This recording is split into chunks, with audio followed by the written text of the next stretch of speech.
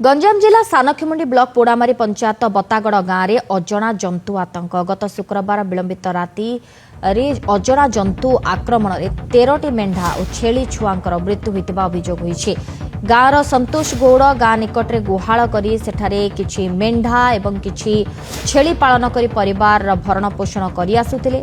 भोरु गुहाल घरे मेढ़ा और छेलीगुड़िक मरी पड़ता देखा से पाई। घटनास्थल में प्राणी चिकित्सा अधिकारी और टीम पहुंची 13टी मेढ़ा और छेली मृतदेहगुड़िक व्यवच्छेद कर जनापड़ी। संतोष को क्षतिपूरण देवाक दाबी होउछि। कौनसी वन्यजंतु आक्रमण करथिबा प्राथमिक तदंतरू जनापड़ुछि। एक्सक्लूसिव चित्र मरी पड़िछंती छेली एवं गोरु गाई किंतु किए एभली आक्रमण करिछंती। 13टी मेढ़ा छेली मृत्यु होईछि। किछि अजणा जंतु आक्रमण करथिबा जहा सूचना मिलुछि। संतोष गौड़ दीर्घ दिन धरी आकु नेकी तांकर भरणा पोषण करुथिले। छेली मेढ़ा से पाली थिले। मृतदेह व्यवच्छेद करबा परे प्राणी चिकित्सा अधिकारी एवं टीम जहाँ रिपोर्ट देबे। संतोष को क्षतिपूरण देवाक वर्तमान दाबी होईछि। कालुचरण नाहक दिगपंडे रिपोर्टर फोन लाइन रे जोड़ी। कालुचरण वर्तमान क्षेत्र में किसी जना पड़िलानी कि ये प्रकृतिर अजणा जंतु एमानंकु आक्रमण करिछि ना किछि अलगा कारण रहुछि? कौन प्राथमिक तदंतर जना पड़ी? कारण एका संगरे 13 मेढ़ा छेलींकर मृत्यु हेबा भारी आश्चर्यजनक। देखो सोनाली जो देखा गंजाम जिलार जो रही सानखेमुंडी ब्लॉक रही सानखेमुंडी ब्लॉक जो रही पोड़ामारी पंचायतर बतागड़ ग्राम एक गुहाल दुई दिन धरी जो छेली रही जो मेढ़ा रही सेठारे अजणा जंतु आतंक होती अजणा जंतुर आक्रमण में जो रही छेली मेढ़ा रही मृत्यु होती।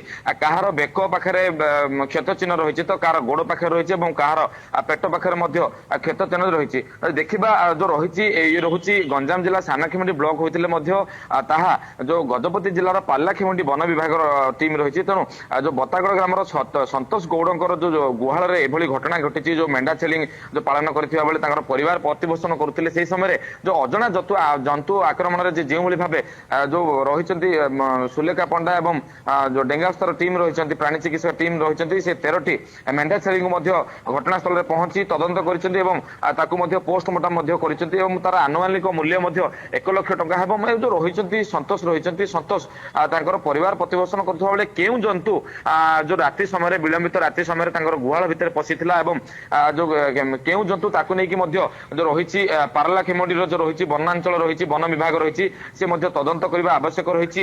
जो निकट जो अन्य गुहाल मन रही से जो रही गौड़ समाज रही जो रही छेली मेढ़ा अन्य मैंने रखी से आतंकित हो पड़ी भयभीत अवस्था अच्छा। तेणु ये घटना केवल नुआ नुहे पूर्व रही सानखेमुंडी ब्लॉक दिगपहंडी वनांचल जो रही सानखेमुंडी प्राणी चिकित्सालय जो रही खलिंगी एभली घटना देखा मिलता जो रही छेली मेढ़ा रही से पाखापाखि 40 रु ऊर्ध छेली मेढ़ा को जीवन चली जाता विलंबित राति कालुचरण से दाग चिन्ह किछि जना पड़ुछि कि सेमाने जो आक्रमण करिसंती पर्टिकुलर बेक को ना शरीर अन्य कोनोसी अंश को सेमाने आक्रमण करिसंती कि आ जदि आक्रमण करिसंती से दाग चिन्हरु वर्तमान जो प्राणी चिकित्सा अधिकारी टीम पहुंची छंती सेमाने किछि अनुमान लगाई परछंती कि को अजणा जंतु या आक्रमण करि थाई पारे?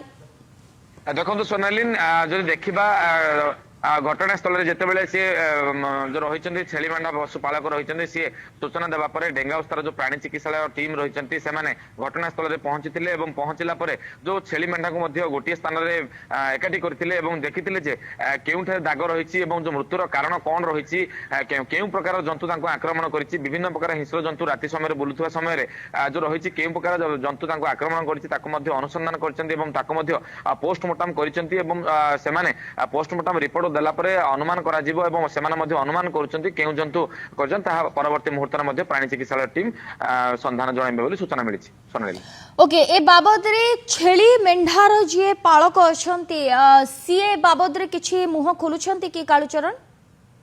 ଦେଖନ୍ତୁ ସିଏ ତ ତାଙ୍କର ନିଜର ପରିବାର ପ୍ରତିପୋଷଣ କରୁଥିଲେ ଯେଉଁଭଳି ଭାବେ ସିଏ ପାଖାପାଖି 25 ରୁ 30ଟି ଛେଳି ଏବଂ ମେଣ୍ଢାକୁ ରଖିକି ସିଏ ନିଜର ପରିବାର ପ୍ରତିପୋଷଣ କରୁଥିଲେ ଯେତେବେଳେ ବିଳମ୍ବିତ ରାତିରେ ଯେ ସେ ତାଙ୍କୁ ପାଳନ ପୋଷଣ କରିକି ରଖୁଥିଲେ ବିଳମ୍ବିତ ରାତିରେ ତାଙ୍କର ଗୁହାଳ ଭିତରେ ଅଜଣା ଜନ୍ତୁ କେଉଁ ଜନ୍ତୁ ପଶିକି ତାଙ୍କୁ ଆକ୍ରମଣ କରିଛି ତାହା ମଧ୍ୟ ସିଏ ମଧ୍ୟ ଜାଣିନାହାନ୍ତି ଏବଂ ଯେତେବେଳେ ଅଜଣା ଜନ୍ତୁର ଆକ୍ରମଣରେ ପାଖାପାଖି 13 ରୁ ଉର୍ଦ୍ଧ୍ୱ ଛେଳି ମେଣ୍ଢାଙ୍କର ମୃତ୍ୟୁ ହୋଇଛି ସିଏ ମଧ୍ୟ ହତକାର ହୋଇଛନ୍ତି ଏବଂ ଜିଲ୍ଲା ପ୍ରଶାସନ ଏବଂ ସ୍ଥାନୀୟ ପ୍ରଶାସନକୁ ମଧ୍ୟ ବିନୀତ ଅନୁରୋଧ କରିଛନ୍ତି ତାଙ୍କୁ କେମିତି କ୍ଷତିପୂରଣ ଦାବି ମିଳିବ ଯେହେତୁ ଦିଗପହଣ୍ଡି ବନାଞ୍ଚଳ ରହିଛି ନିକଟରେ ଏବଂ ଗଜପତି ପାରଲାଖେମୁଣ୍ଡି ବନାଞ୍ଚଳ ରହିଛି ଗଞ୍ଜାମ ଜିଲ୍ଲା ସାନଖେମୁଣ୍ଡିରେ 2ଟି ବନାଞ୍ଚଳ ରହିଥିବା ବେଳେ ବନ ବିଭାଗର ଟିମ୍ ପରବର୍ତ୍ତୀ ମୁହୂର୍ତ୍ତରେ ମଧ୍ୟ ପହଞ୍ଚିଛି ଏବଂ ଅନୁଧ୍ୟାନ କରିଛି ଏବଂ ତାକୁ ନେଇକି ମଧ୍ୟ କ୍ଷତିପୂରଣ ଦାବି ଏବଂ କ୍ଷତିପୂରଣ କିଭଳି ତାଙ୍କୁ ପହଞ୍ଚି ପାରିବ ତାକୁ ନେଇକି ମଧ୍ୟ ପ୍ରଶାସନ ମଧ୍ୟ ନଜର ରଖିଛି। ଧନ୍ୟବାଦ ଆପଣଙ୍କ ସୂଚନା ପାଇଁ। ଆମ ସହିତ କାଳୁଚରଣ ନାହକ ଦିଗପହଣ୍ଡି ରିପୋର୍ଟରେ ଯୋଡ଼ି ହୋଇଥିଲେ ସମ୍ପର୍କରେ ଅଧିକ ସୂଚନା ଦେଉଥିଲେ।